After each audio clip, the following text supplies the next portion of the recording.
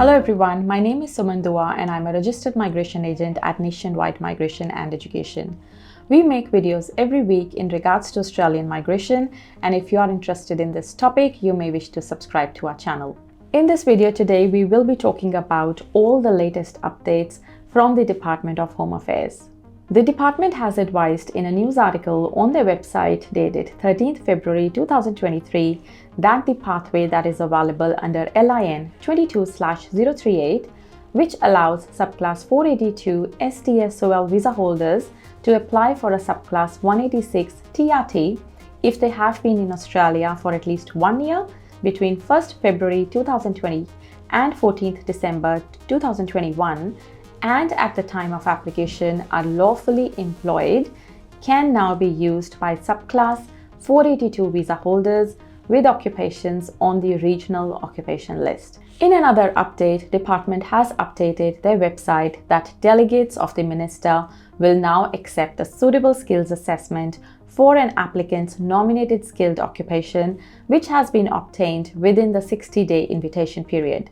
This change of approach is made as a result of the decision of Thapa vs Minister for Immigration, Citizenship, Migrant Services and Multicultural Affairs 2021 FCCA 686. The Minister will administer the Migration Regulations 1994 in accordance with the decision in Thapa.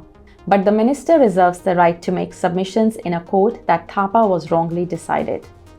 Department has also updated that you are encouraged to arrange your skills assessment well before you intend to submit your expression of interest in Skills Select. You cannot rely on a skills assessment that was obtained after you were invited to apply. In another news, in a media release on 13th February, the Albanese government is delivering on its election commitment to provide a permanent visa pathway for existing temporary protection visa and safe haven enterprise visa holders. The Albanese government made a commitment to provide a permanent pathway for these visa holders, and the government is delivering on that commitment.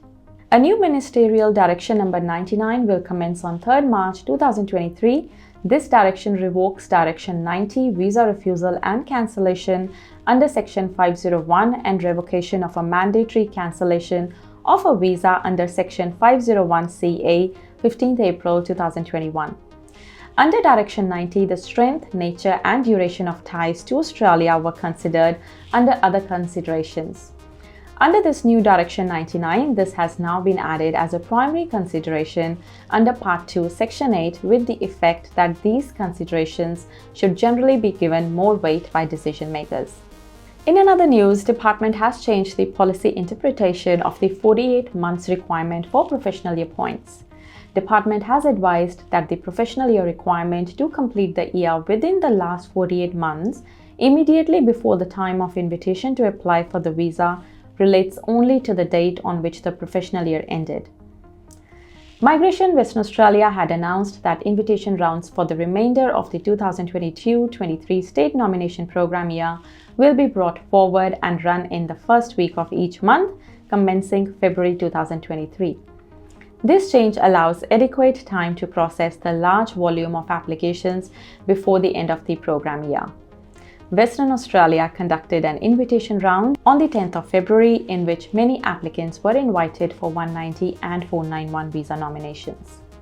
There is another good update. The department has advised that since 22nd December 2022, the 186 policy titled 3.8.3 Medical Practitioners Registration Requirements within the Assessing Eligible Skilled Occupations Policy document applies to all APRA regulation occupations.